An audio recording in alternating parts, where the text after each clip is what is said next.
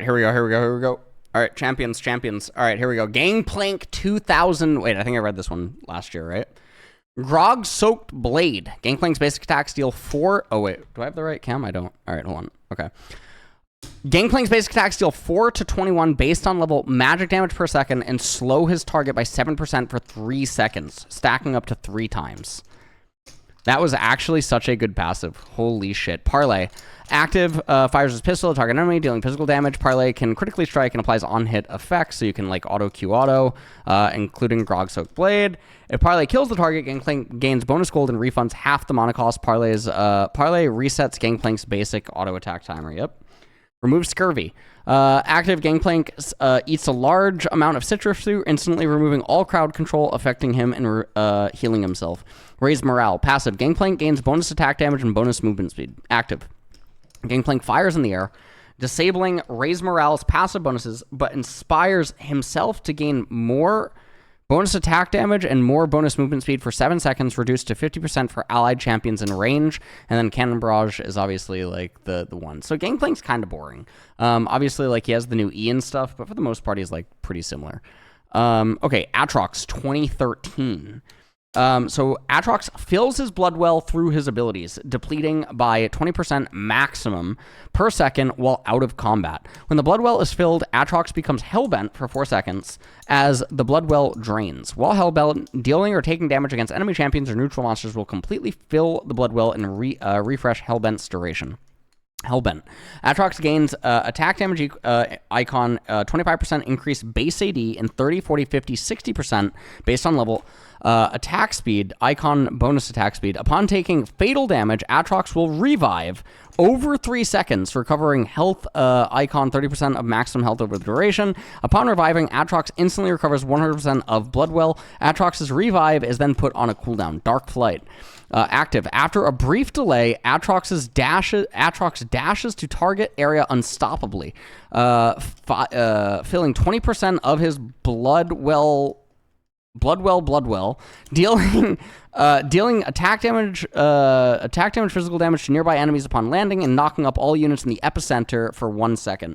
Bloodthirst, blood price, passive. Atrox applies a bonus on-hit effect on every third against non-structures. Toggle off. Toggle on. Atrox deals bonus on-hit physical damage and fills 20% of his Bloodwell. Or he can toggle it off and then he heals himself. Okay. I did not know. Okay, Blades of Torment. Active, Atrox unleashes 2 converging energy waves at the target direction, filling 20% of his Bloodwell, dealing physical damage to all units and slowing them for 2 seconds. Massacre. Active. Atrox draws in blood of his foes, dealing magic damage to nearby enemies, enemy champions, and filling 20% of his Bloodwell for each enemy champion hit. Additionally, Atrox gains bonus attack speed and range 225 for 12 seconds. So just a steroid is pretty much all that it is. Okay, we're not quite there yet. Okay. Gallo, the old Gallo, the champion that was considered unplayable. So this one should actually be fun to read. It was really bad, yeah. Yeah, it was like super bad, right? Okay. Yeah. So Gallo 2010, Runic Skin, innate. Gallo gains 50% magic resistance as ability power. So if you build a lot of magic resistance, then you get ability power. But like realistically, how much MR can he actually get? Probably like 200. So he's getting 100 AP for like, he's getting like 100 AP, which I mean is a passive that is like 1600 gold or something. Like, okay. Resolute Smite. Active. Gallo fires a concussive blast at the target area, dealing magic damage to enemy hit and slowing them for 2.5 seconds. 2.5 is a really long slow. Bulwark. Active. Gallo grants the target allied champion or himself bonus armor and bonus magic resistance for 4 seconds, healing himself for the duration every time the target takes damage, with each subsequent healing tick being 20% weaker than the last one. Righteous Gust. Active. Gallo unleashes a gust of wind in the target direction, dealing magic damage to enemies hit and leaving behind a directional draft for 5 seconds. Allies who step in the direction in the draft gain bonus movement speed if they travel in the target's direction.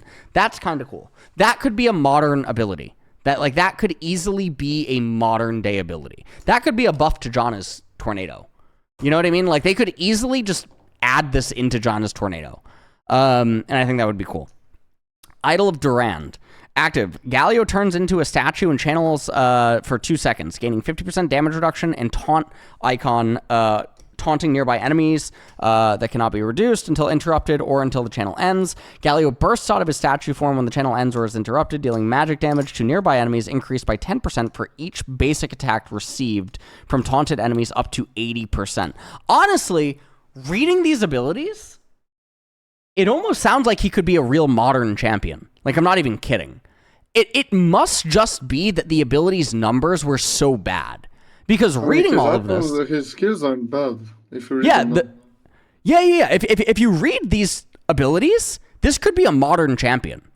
Like, this is not bad by any means. Like, this is absolutely not bad by any means. I think people maxed E, if I remember correctly, no? Yeah, for wave clear. Right? That was what you did. Yeah. I think it was E-max. He could definitely be a modern... Like, can you imagine him in Modern League if the enemy picks AP mid, AP jungle, and you get to go Gallo and go Kanik Rookern and with, like, Abyssal Mask? Draft. Oh, draft. Okay. All right. We're in draft. That'd be so cool. All right. Yeah, but the problem is that his ultimate is good against auto attackers, but his passive is against mages. So it's like... True.